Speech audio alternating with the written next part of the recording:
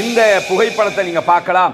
இஸ்ரேலியர்கள் பங்கர்களுக்குள்ள ஒளித்துக் கொண்டிருக்கக்கூடிய காட்சி தான் இங்கே பதிவு செய்யப்பட்டிருக்கு. இது ஒரு மெட்ரோ ஸ்டேஷன். மெட்ரோ ஸ்டேஷன்ல இரவு முழுவதும் கழிக்கக்கூடிய காட்சியை நீங்க பார்க்கலாம். இங்கே நீங்க பார்க்க முடியும், அந்த பகுதியில் ஒவ்வொரு இடத்துல தூங்குகிற காட்சிகள் பதிவாகி இருக்கிறது. இப்படி அவர்கள் கூட்டமாக குடும்பமாக ஒவ்வொரு இடமாக மெட்ரோ ஸ்டேஷன்கள்ல மற்ற இடங்கள்ல அவங்க ஒளித்துக் கொள்ள வேண்டிய ஒரு நிர்பந்தம் உண்டாகி இருப்பதை அவதானிக்க முடிகிறது.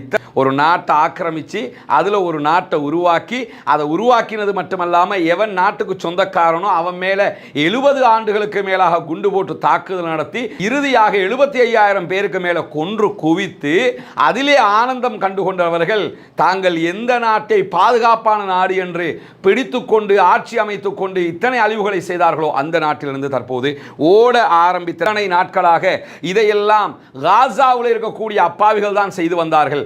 அவர்களுக்கு தான் தாக்குதலிருந்து தப்பிப்பதற்கு இடமில்லாமல் ஓடிக்கொண்டிருந்தார்கள், அகதிகளாக தத்தளித்துக் கொண்டிருந்தார்கள். ஆனால் இன்றைக்கு இஸ்ரேலியர்கள் அந்த நிலையை எடுத்திருக்கிறார்கள். இன்னும் சொல்ல போனால் தற்போது ஈரான் கொடுத்து வரக்கூடிய பதிலடி எல்லாமே யாரும் எதிர்பார்க்காத பதிலடிகளாக இருக்கிறது. தொடர்ந்து ஈரானை நீங்க நிபந்தனை இல்லாம சரணடையணும் என்று சொல்லி அமெரிக்க அதிபர் சொல்லிக் கொண்டிருக்கிறாரு.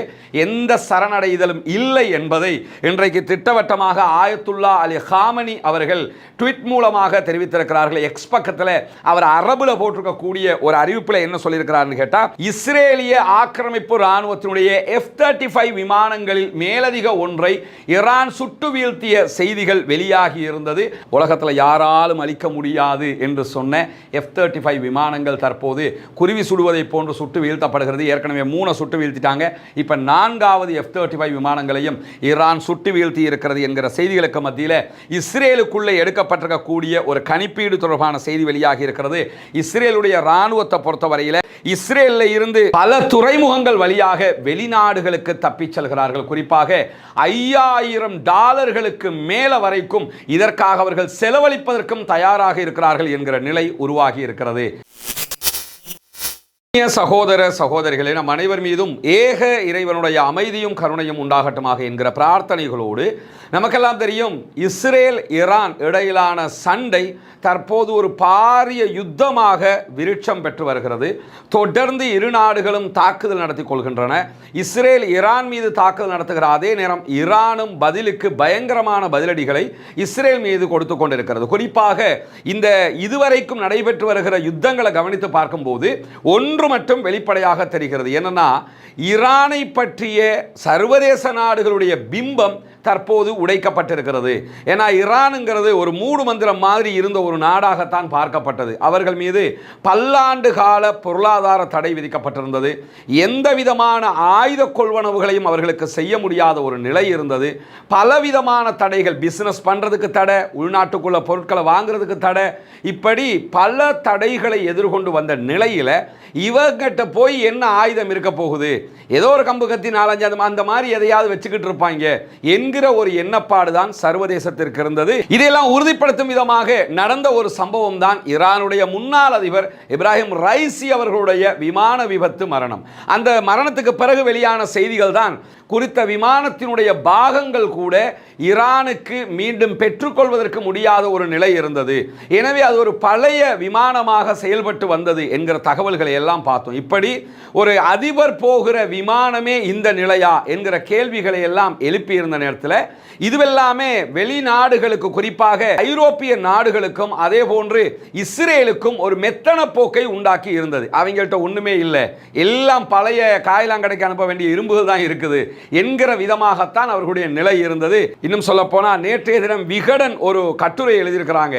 பார்க்கும்போது பரிதாபமாகவும் கேவலமாகவும் இருந்த ஒரு கட்டுரை. அது என்னன்னா, இன்னும் அதே மாதிரியே நினைச்சுக்கிட்டு அமெரிக்காக்காரன் எழுதுகிற கட்டுரை அப்படியே மொழிபெயர்த்து விகடன் பிரசுரிப்பது என்பது எந்த வகையிலான நியாயம் அல்லது எந்த வகையிலான பத்திரிகை தர்மம் என்று தெரியல. இவ்வளவு அடி வாங்கிக்கிட்டு இருக்கும் போதும் இன்னும் உட்கார்ந்து அட்வைஸ் பண்ணிக்கிட்டு இருக்கிறாங்க ஈரானுக்கு. அந்த கட்டுரை எடுத்து இவங்களும் பிரசுரிச்சிருக்கிறாங்கன்னா இவர்களுடைய நிலை எப்படி இருக்கிறது? இப்படியான ஒரு சூழல்ல தான் தற்போது ஈரான் கொடுத்து வரக்கூடிய பதிலடி எல்லாமே யாரும் எதிர்பார்க்காத பதிலடிகளாக இருக்கிறது.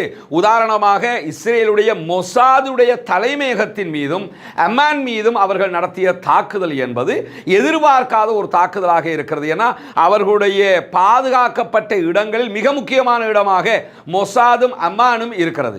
அப்படியான இடத்திற்கே அவர்கள் நேற்று தாக்குதல் நடத்தி இருக்கிறார்கள். அது எப்படி தாக்குதல் நடத்தினார்கள் என்பதை இன்றைக்கு விவரித்திருக்கிறார்கள். அதை நான் பின்னாடி சொல்ல இருக்கிறேன். இருந்தாலும் அந்த தாக்குதல் இன்றைக்கு சொல்லியிருக்கக்கூடிய தரவுகள் தகவல்கள் என்னன்னு சொன்னா, ஈரான் நம்ம நினைச்ச மாதிரி இல்லை. அவர்கள் பல மடங்கு உச்சத்தில் தொழில்நுட்பத்தில் இருக்கிறார்கள், பல மடங்கு உச்சத்தில் ஆயுத பலத்தில் இருக்கிறார்கள் என்பதை நாம் புரிந்து கொள்ள முடிகிறது. அதை தாண்டி இன்றைக்கு வால் ஸ்ட்ரீட் ஜேர்னல் வெளியிட்டிருக்கக்கூடிய ஒரு செய்தியிலையும் என்ன சொல்றாங்கன்னா, ஈரானிடத்தில் தேவையான அளவை மிஞ்சிய ஏவுகணைகள், தாக்குதல் ஏவுகணைகள் இருக்கிறது. அதே போன்று தடுக்கிற ஏவுகணைகளும் அவர்களிடத்தில் இருக்கிறது. உள்ளுக்குள்ள வருகிறவற்றை தடுக்கிறதுக்குரிய ஏவுகணைகளும் அவர்களிடத்தில் தாராளமாகவே தயாரித்து வைத்திருக்கிறார்கள். ஆனால் இஸ்ரேலை பொறுத்தவரையில் இஸ்ரேலிடத்தில் தடுப்பு ஏவுகணைகளும் தாக்குதல் ஏவுகணைகளும் நினைத்த அளவுக்கு இல்லாமல் குறைவடைந்திருக்கிறது. குறிப்பாக தடுக்கிற ஏவுகணைகளுடைய தட்டுப்பாட்டை இஸ்ரேல் விரைவிலேயே எதிர்கொள்ளும் என்று இன்றைக்கு வால் ஸ்ட்ரீட் ஜேர்னல் வெளியிட்டிருக்கக்கூடிய தரவுகளையும் தகவல்களையும் சொல்லியிருக்கக்கூடியதை பார்க்கலாம். இப்படி இவ்வளவு காலமாக ஈரான் மீது இருந்த பிம்பம் அதுவல்ல, வேறு விதமான ஒரு பிம்பம் இருக்கிறது என்பதை சர்வதேசமே புரிந்து கொள்ள தற்போது தலைப்பட்டிருக்கக்கூடிய நேரத்தில் தான் இன்றைக்கு இஸ்ரேல் சற்று நேரத்துக்கு முன்பதாக தெஹ்ரான் மீதான புதிய வேவ் தாக்குதல்களை ஆரம்பித்திருக்கிறது.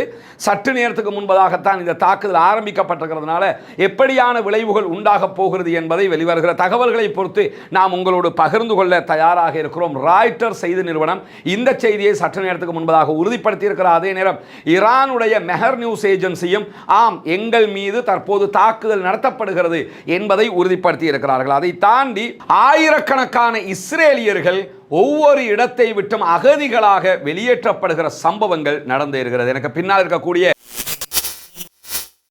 இந்த புகைப்படத்தை நீங்க பார்க்கலாம். இஸ்ரேலியர்கள் பங்கர்களுக்குள்ள ஒளித்துக் கொண்டிருக்கக்கூடிய காட்சி தான் இங்கே பதிவு செய்யப்பட்டிருக்கு. இது ஒரு மெட்ரோ ஸ்டேஷன். மெட்ரோ ஸ்டேஷன்ல இரவு முழுவதும் கழிக்கக்கூடிய காட்சியை நீங்க பார்க்கலாம்.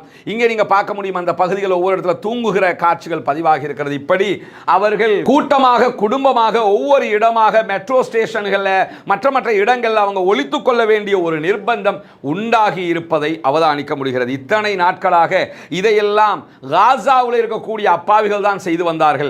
அவர்களுக்குத்தான் தாக்குதலிருந்து தப்பிப்பதற்கு இடமில்லாமல் ஓடிக்கொண்டிருந்தார்கள், அகதிகளாக தத்தளித்துக் கொண்டிருந்தார்கள். ஆனால் இன்றைக்கு இஸ்ரேலியர்கள் அந்த நிலையை எடுத்திருக்கிறார்கள். இன்னும் சொல்ல போனால் இஸ்ரேலில் இருந்து பல துறைமுகங்கள் வழியாக வெளிநாடுகளுக்கு தப்பிச் செல்கிறார்கள். குறிப்பாக $5000 மேல வரைக்கும் இதற்காக அவர்கள் செலவழிப்பதற்கும் தயாராக இருக்கிறார்கள் என்கிற நிலை உருவாகி இருக்கிறது.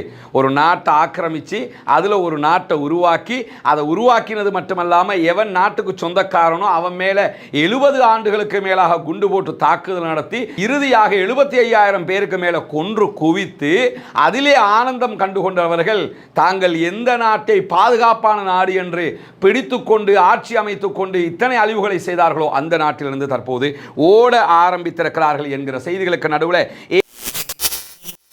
ABC செய்தி நிறுவனம் வெளியிட்டிருக்கக்கூடிய ஒரு செய்தி தான், ஈரானுடனான நடவடிக்கையினுடைய போங்குகளை தீர்மானிப்பதற்கு அடுத்த 2 நாட்கள் தேவைப்படும் என்று வெள்ளை மாளிகை அறிவித்திருக்கிறது. தொடர்ந்து அமெரிக்காவினுடைய அதிபர் டொனால்ட் ட்ரம்ப் ஈரானுக்கு எதிராக இஸ்ரேலோட சேருவமா இல்லையா என்கிற மாற்றி மாற்றி பேசக்கூடிய காட்சிகள் வெளியாகி கொண்டிருக்கக்கூடிய நேரத்தில் இன்னும் ஓரிரு நாட்களுக்குள்ளாக அமெரிக்கா ஒரு திட்டவட்டமான நிலையை எடுக்கும் என்கிற ஒரு செய்தியும் வெளியாகி இருக்கிறது. ஆனால் இதில் இருக்கக்கூடிய ஒரு பெரிய சிக்கல் என்னன்னு கேட்டால், டொனால்ட் ட்ரம்புக்கு எதிராக அவருடைய நாட்டுக்குள்ளேயே மக்கள் எதிர்த்து நிற்கிறார்கள்.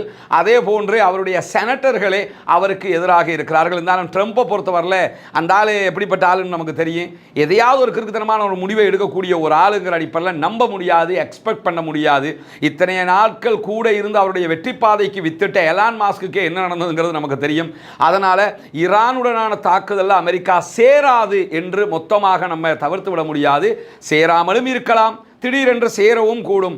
எது வந்தாலும் எதிர்கொள்வதற்கு தயார் நிலையில் இருப்பதாக இன்றைக்கும் ஈரான் அறிவித்திருக்கக்கூடிய நிலையில்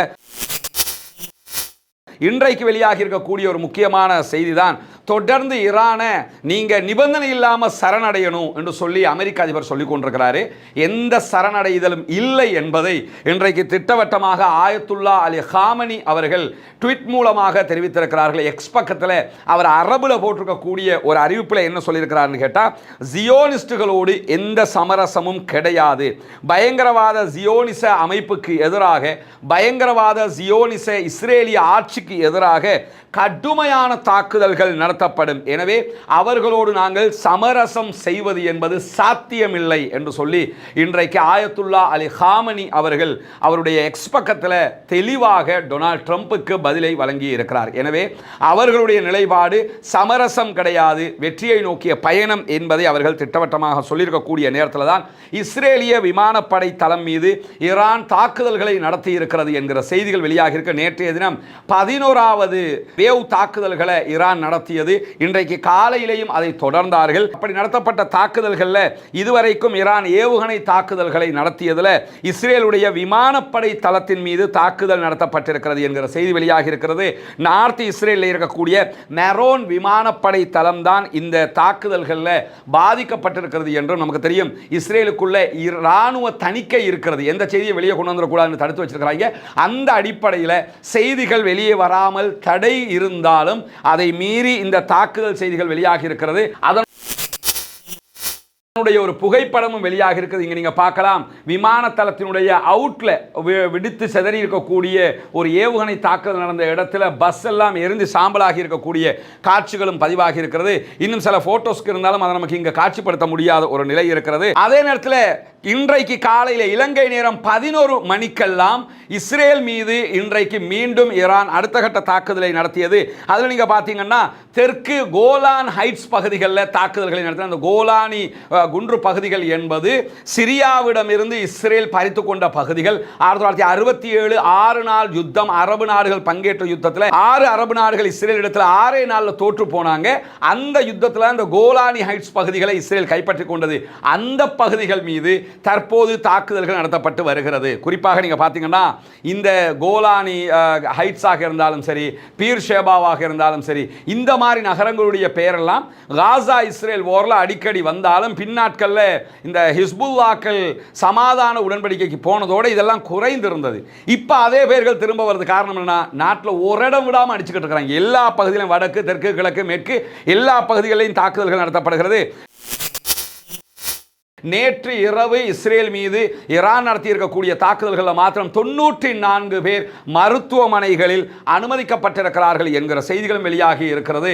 எத்தனை பேர் கொல்லப்பட்டிருக்கிறாங்க என்கிற செய்திகள் வெளியாகவில்லை. இராணுவ தணிக்கையினால அதை மீறித்தான் இந்த செய்திகள் வெளிவருகிறது என்பதையும் நம்ம புரிந்து கொள்ளுகிற அதே நேரத்தில் ஈரான் ட்ரோன்களை சுட்டு வீழ்த்துவதாகவும் அதே நேரத்தில் தமக்கு எதிரான தாக்குதல்களுக்கு மிக மிக தயார் நிலையில் இருப்பதாகவும் இன்றைக்கு மீண்டும் அறிவித்திருக்கக்கூடிய நேரத்தில் ஈரானுடைய பாதுகாப்புத்துறை நேற்று 14 இஸ்ரேலிய ட்ரோன்களை சுட்டு வீழ்த்தி இருப்பதாக அறிவித்திருக்கிறார்கள். தெஹ்ரான், இஸ்பஹான், அல்போர்சிஸ் ஆகிய பகுதிகளில் இந்த தாக்குதல்கள் நடத்தப்பட்டதாகவும் அவற்றை அவர்கள் தடுத்திருப்பதாகவும் செய்திகள் வெளியாகி இருக்கக்கூடிய நேரத்தில் இஸ்ரேலுக்கு ஆதரவாக மொசாதுக்கு வேலை பார்த்த குற்றச்சாட்டில் இன்றைக்கும் 4 பேர் ஈரானுக்குள் கைது செய்யப்பட்டிருக்கிறார்கள் என்கிற செய்திகளும் வெளியாகி இருப்பது மட்டுமல்லாமல் ஈரானுடைய பாதுகாப்பு படைக்கும் இஸ்ரேலுக்கு ஆதரவான ஒரு குழுக்கும் இடையில இன்றைக்கு ஒரு மோதல் ஏற்பட்டிருக்கிறது. ஈரானுடைய மெஹர் நியூஸ் ஏஜென்சி இந்த செய்தியை வெளியிட்டிருக்கிறாங்க.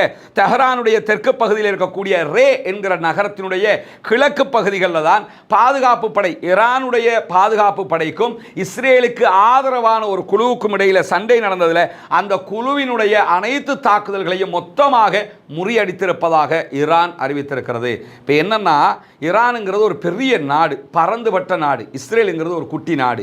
இந்த ரெண்டுக்கும் இடையில தான் இந்த சண்டை நடந்துகிட்டு இருக்கு. ஆனால் குட்டி நாடு ஆயுத பலம் கொண்ட நாடாக இருக்கிறது, அமெரிக்காவினுடைய ஆதரவு பெற்ற நாடாக இருக்கிறது. ஈரான் பல நாடுகளோடு தன்னுடைய எல்லையை பகிர்ந்து கொள்ளக்கூடிய ஒரு நாடு. பாகிஸ்தானோட மட்டும் 4 எல்லைகளை அவர்கள் பகிர்ந்து கொள்கிறார்கள். இப்படி இருக்கும்போது எந்த நாடு வழியாகவும் யாரும் உள்ள வரலாம், அதையும் அவங்க ரொம்ப கவனமாக பார்க்க வேண்டி இருக்கக்கூடிய சூழல்ல தான்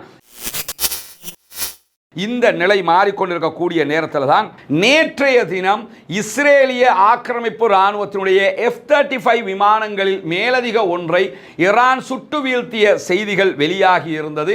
அந்த செய்திகளை உறுதிப்படுத்துகிற வரைக்கும் தான் நம்ம உங்களுக்கு சொல்லாமல் இருந்தோம். இன்றைக்கு அந்த செய்திகள் உறுதிப்படுத்தப்பட்டிருக்கிறது.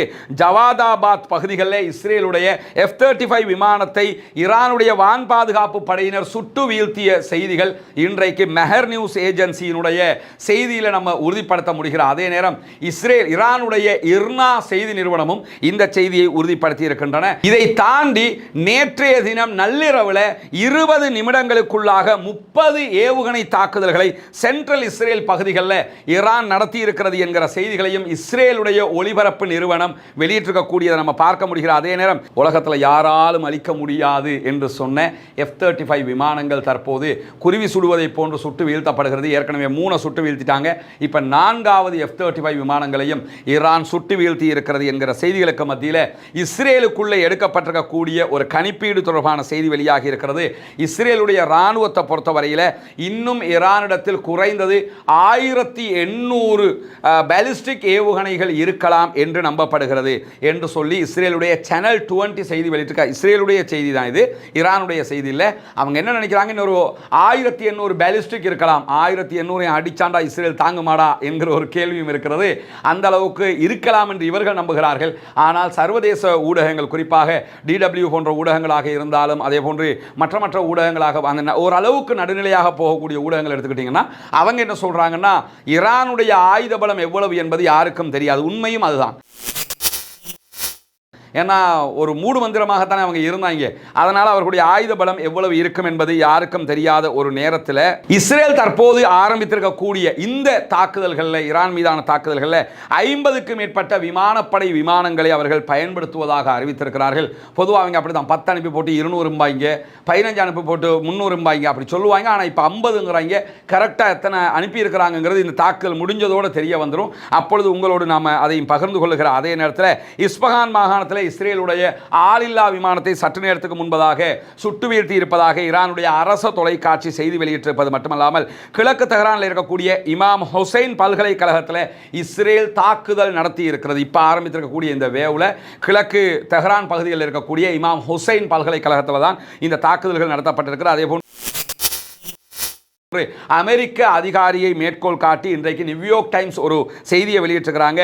அந்த செய்தியில் தான் இடைமறிப்பு ஏவுகணைகள் இஸ்ரேலிடத்தில் குறைவடைந்து வருகிறது, ஈரானுடைய தாக்குதல்களை தாக்குப்பிடிக்க முடியாமல் இருக்கிறது என்கிற செய்திகளையும் சொல்லியிருப்பது மட்டுமல்லாமல் IRGC நேற்று இரவு நடத்தப்பட்ட தாக்குதல்கள் தொடர்பாக, குறிப்பாக அவர்களுடைய மொசாது தலைமையகம் உள்ளிட்ட இடங்கள் மீது நடத்திய தாக்குதல் தொடர்பான ஒரு அறிக்கையை வெளியிட்டிருக்கிறாங்க. அதில் அவங்க என்ன சொல்றாங்கன்னு சொன்னா, நாங்கள் முதல் தலைமுறை ஃபதா ஏவுகணையை பயன்படுத்தி இருக்கிறோம். ஃபர்ஸ்ட் ஜெனரேஷன் ஃபதாஹ் ஏவுகணை பயன்படுத்தப்பட்டிருக்கு. இந்த ஃபதாஹ் ஏவுகணையை பொறுத்தவரையில் இது 1400 கிலோமீட்டரை தாண்டி சென்று தாக்கக்கூடியது, எந்த விதமான ரேடாருக்கும் சிக்காதது, எந்த விதமான தொழில்நுட்பத்தாலும் தடுக்க முடியாதது, துரத்தி வந்து தாக்கல் நடத்தக்கூடிய அயன்டோமினுடைய ஏவுகணையால் கூட அவர்களை கட்டுப்படுத்த முடியாது.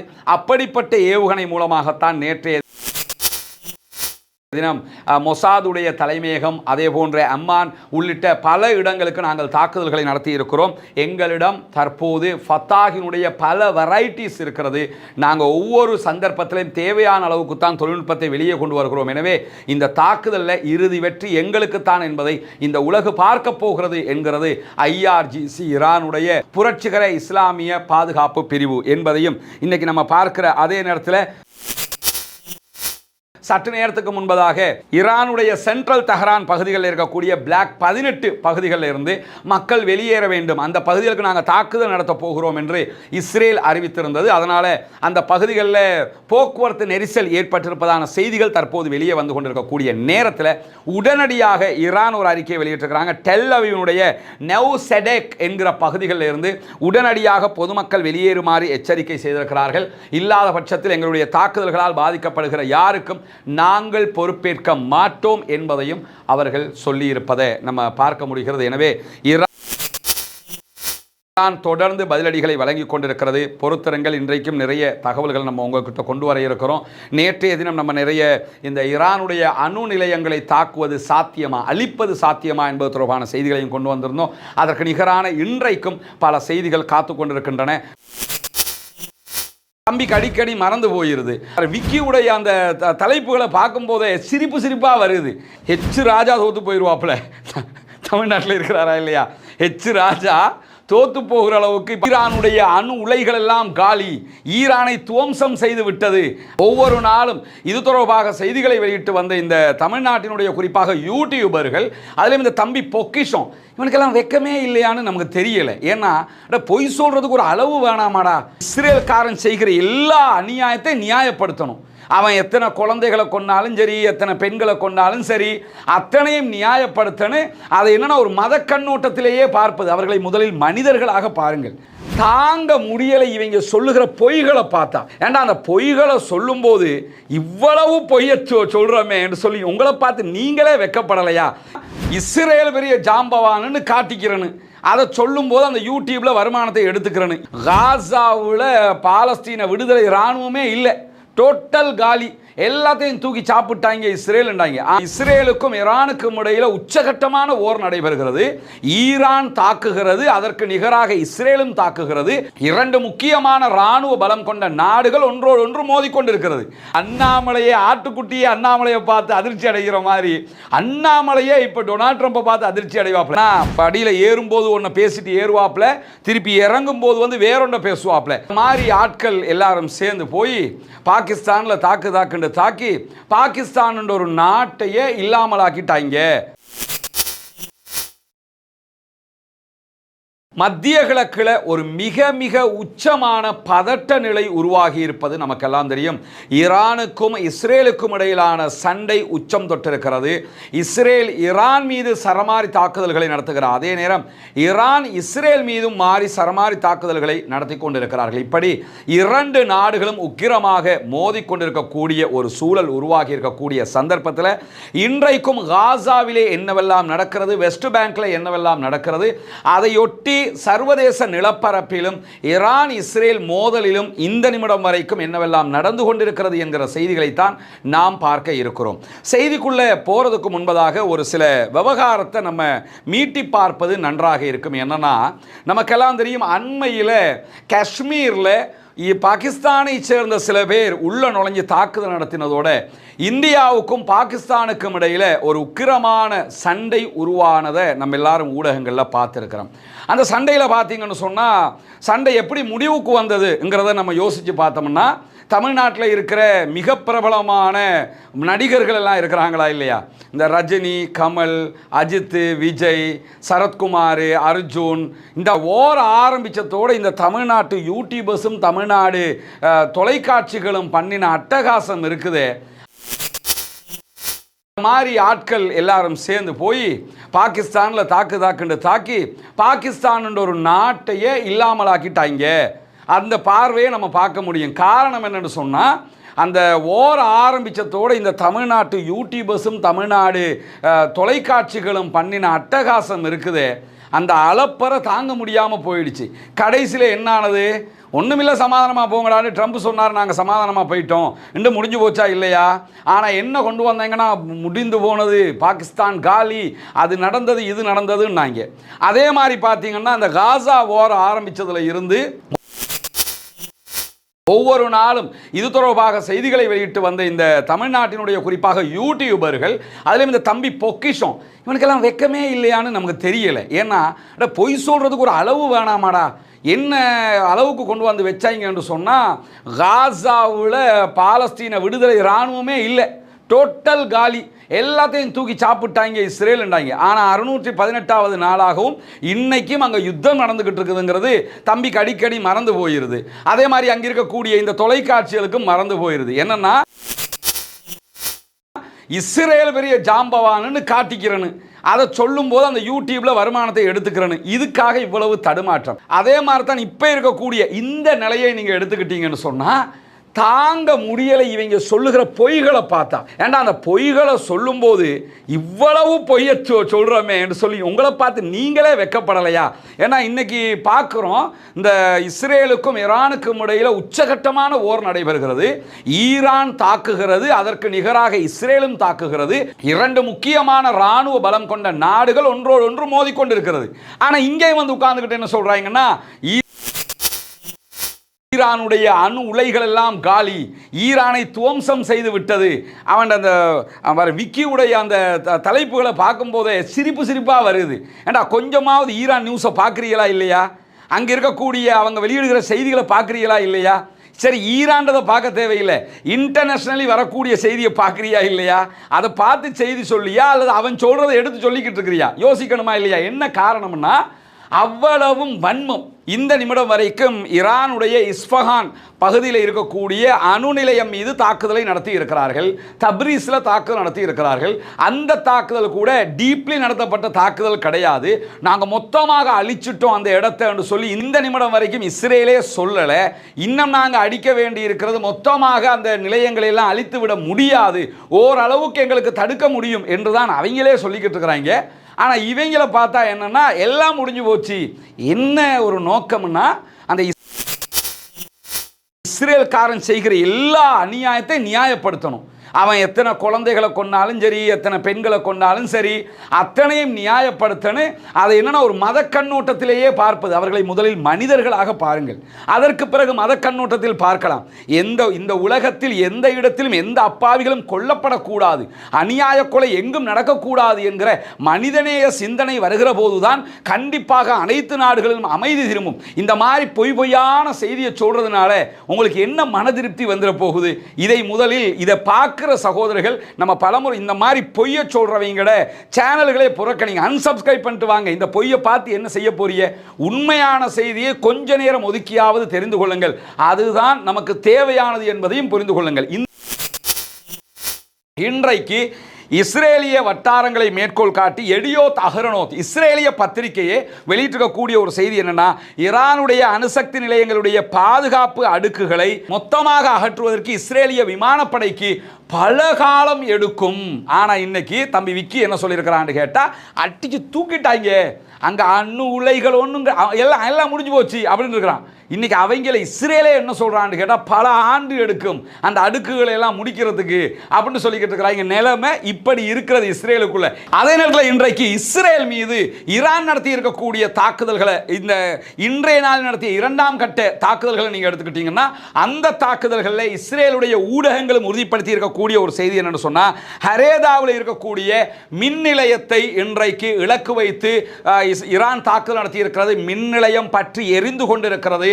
மின் நிலையத்தை மொத்தமாக அழிக்கிறதுக்குண்டான உச்சகட்ட தாக்குதல்களை இன்றைக்கு ஈரான் நடத்தி இருக்கிற அதே நேரத்தில் சிசேரியா பகுதிகளில் இருக்கக்கூடிய பெஞ்சமின் நெதன்யாகுவினுடைய குடும்ப வீட்டின் மீதும் இன்றைக்கு ஈரான் தாக்குதல் நடத்தி இருக்கிறது. சிசேரியாவில் பிரதமருடைய வீடு இருக்குது, எவ்வளவு பாதுகாப்பானதாக இருந்திருக்கும். அந்த வீட்டை நோக்கியே இன்றைக்கு தாக்குதல் நடத்தி இருக்கிறார்கள். எனவே அந்த வீட்டை நோக்கி நடத்திய தாக்குதலில் வந்த ஏவுகணையை கூட இஸ்ரேலிய இராணுவத்தினுடைய ஏரோ சிஸ்டங்களால் தடுக்க முடியலை என்பதை அவர்களே இன்றைக்கு ஒப்புக்கொண்டிருக்கிறார்கள். ஆனால் பெஞ்சமின் நெதன்யாகு அந்த நேரத்தில் வீட்டில் இருக்கவில்லை என்று சொல்லப்படுகிறது. இருந்திருந்தா அவருக்கு சேர்த்து தான் போட்டிருப்பாங்கிறது தெளிவாக தெரியுது. அவர் அந்த டைம்ல வீட்டில் இல்லை என்கிற செய்திகளையும் இஸ்ரேல் உறுதிப்படுத்தி இருக்கக்கூடிய நேரத்தில் நடத்தப்பட்ட பகுதிகள் பற்றி எரிகிற காட்சிகள் வெளியாகி கொண்டும் இருக்கிறது. எனவே ஈரான் மீது இஸ்ரேல் தாக்குகிற அதே நேரம் இஸ்ரேல் மீது உச்சகட்டமான பதிலடியையும் ஈரான் கொடுத்து கொண்டிருக்கிறது என்கிற செய்திகளை இன்றைக்கு இர்னா நியூஸ் ஏஜென்சியும் வெளியிட்டிருக்கிற அதே நேரம் இஸ்ரேலுடைய அணுசக்தி பாதுகாப்பு நிபுணராக இருக்கக்கூடிய ஜொனாதன் பேண்டர் அவர் சொல்லியிருக்கக்கூடிய ஒரு செய்தி, இங்கே இருக்கக்கூடிய தடுப்பு எவ்வளவாக இருந்தாலும் ஈரான் நம் மீது நடத்தக்கூடிய தாக்குதல்களில் பயன்படுத்தக்கூடிய பாலிஸ்டிக் ஏவுகணைகள் உச்சகட்ட பலம் வாய்ந்தவை என்கிற காரணத்தினால அந்த பாலிஸ்டிக் ஏவுகணைகளுக்கு எதிராக நம்மால் நின்று பிடிக்க முடியாமல் இருக்கிறது. எனவே நம்முடைய தொழில்நுட்பம் எவ்வளவு பலமாக இருந்தாலும் அதைவிட பலமான தொழில்நுட்பத்துடன் கூடிய பாலிஸ்டிக் ஏவுகணைகளைத்தான் அவர்கள் தற்போது தயாரித்து தாக்குதல் நடத்தி கொண்டிருக்கிறார்கள் என்று சொல்லி இருக்கிறார். அமெரிக்காவினுடைய உதவி இல்லாமல் தற்போதைய சூழலில் இருந்து நாங்கள் மீள முடியாது என்று சொல்லி இஸ்ரேலிய இராணுவ அதிகாரிகள் சொல்கிற செய்திகளை இன்றைக்கு இஸ்ரேலுடைய ஊடகங்கள் தலைப்புச் செய்தியாக வெளியிட்டிருக்கிறது. ஒரு நாளுமே தனியை வந்து யுத்தம் பண்ணி ஜெயிக்கிற துப்பு இவங்களுக்கு இல்லைங்கிறத நம்ம எப்பயுமே பார்க்குறோம். அதனால தான் இந்த யுத்தத்தில் பாலஸ்தீன விடுதலை இராணுவத்தோடு ஜெயிக்க முடியலை. அதுக்கே அமெரிக்கா வரணும்னு கிடக்கிறாங்க. அமெரிக்கா என்ன செய்ய போகிறது என்பதையும் பார்ப்போம். அமெரிக்க ஜனாதிபதியை பொறுத்தவரையில் குடிகாரம் பேச்சு விடிஞ்சா போச்சும்பாங்க. டொனால்ட் ட்ரம்ப் பேச்சு அப்பயே போச்சு. ஏன்னா படியில் ஏறும்போது ஒன்று பேசிட்டு ஏறுவாப்பில், திருப்பி இறங்கும் போது வந்து வேறொன்றை பேசுவாப்பில். ஹெச் ராஜா தோத்து போயிடுவாப்பில். தமிழ்நாட்டில் இருக்கிறாரா இல்லையா? ஹெச் ராஜா தோத்து போகிற அளவுக்கு இப்போ அண்ணாமலையே ஆட்டுக்குட்டியே அண்ணாமலையை பார்த்து அதிர்ச்சி அடைகிற மாதிரி அண்ணாமலையே இப்போ டொனால்ட் ட்ரம்பை பார்த்து அதிர்ச்சி அடைவாப்பில். என்ன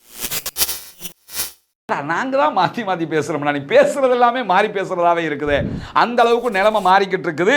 அவர் என்ன பண்ணுறாருன்னா, ஒரு கட்டத்தில் நாங்களும் சேர்ந்து தான் ஈரானை தாக்கினோம்ங்கிறாரு. திரும்ப இல்லை எங்களுக்கு சம்மந்தம் இல்லைங்கிறாரு. பிறகு சிறப்பான தாக்குதலுங்கிறாரு. பிறகு பேச்சுவார்த்தைக்கு கூப்பிடுறோம்ங்கிறாரு. பிறகு வந்து நாங்கள் தாக்குறதுக்கு ரெடியாக இருக்கிறோம்ங்கிறாரு. என்ன சொல்கிறோம்ங்கிறதே அவருக்கு தெரியாமல் சொல்லிக்கிட்டு இருக்கிறாருங்கிறத. ஏன்னா ஒவ்வொரு நாளும் இதுலையும் அதிலையும் மாறி மாறி தான் நம்ம வீடியோ போட்டுக்கிட்டு இருக்கிறோம். எனவே சப்ஸ்கிரைப் செய்யாத சகோதரர்கள் சப்ஸ்கிரைப் செய்து இணைந்து கொள்ளுங்கள். தொடர்ந்தும் பாலஸ்தீன அப்பாவிகளுக்காக பிரார்த்திப்பதில் பின்னின்று விடாதீர்கள். அவர்களுக்காக பிரார்த்தனை செய்யுங்கள். இந்த யுத்தத்தில் ஏற்பட்டிருக்கக்கூடிய ஒரு பெரிய நலவு என்னன்னு சொன்னால், இஸ்ரேலும் ஈரானும் சண்டை பிடித்துக் கொள்ளுகிற இந்த சந்தர்ப்பத்தில் காசாவினுடைய அப்பாவிகள் சற்று நிம்மதியாக இருக்கிறார்கள். அல்லாஹ் தஆலா அவர்களுக்கு அந்த நிம்மதியை நிரந்தரமாக்க வேண்டும். அவர்களுக்கு அவர்களுடைய நாட்டை திருப்பி கொடுத்து விட வேண்டும். அவர்களுக்கு அவர்களுடைய பூமி கிடைத்து விட வேண்டும். அவர்களும் நம்மை போன்ற நிம்மதியானவர்களாக மாற வேண்டும் என்கிற உயரிய பிரார்த்தனைகளோடு பாலஸ்தீன அப்பாவிகளுக்காக ஜனநாயக ரீதியாகவும் குரல் எழுப்புவோமாக. வாஹ்ர தஅவானா அல்ஹம்துலில்லாஹி ரப்பில் ஆலமீன்.